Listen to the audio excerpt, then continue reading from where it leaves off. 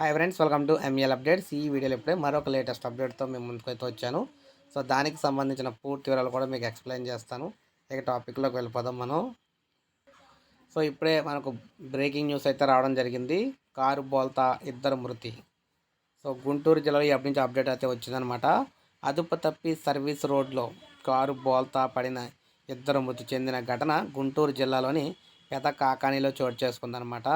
Pedakakani police station పరిధిలో శనివారం జాతీయ రహదారిపై ఓ కారు అదుపు తప్పి సర్వీస్ రోడ్లో బోల్తా పడింది. ఈ ప్రమాదంలో ఇద్దరు వ్యక్తులు అక్కడికక్కడే మృతి చెందగా మరో వ్యక్తికి తీవ్ర గాయాలైనవి. సమాచారం అందుకున్న పోలీసులు ఘటనా స్థలానికి చేరుకున్నారు. ప్రమాదానికి గల కారణాలు తెలుసుకున్నారు. అనంతరం క్షతగాత్రులను ఆసుపత్రికి తరలించారు. బాధితులు పశ్చిమ గోదావరి జిల్లా తణుకుకు చెందిన వారుగా గుర్తించారన్నమాట. కేసు నమోదు చేసి పోలీసులు దర్యాప్తు అయితే చేస్తున్నారు. సో ఈ విధంగా గుంటూరులోని కారు దానికదే బోల్తా అయితే పడిపోయిందనమాట, అతివేగం కారణంగాన. సో ఇప్పుడే మనకి ఈ అప్డేట్ అయితే వచ్చింది. లైక్ చేయండి, సబ్స్క్రైబ్ చేసుకోకపోతే మన ఛానల్ సబ్స్క్రైబ్ చేసుకొని ఫాలో అవుతూ ఉండండి.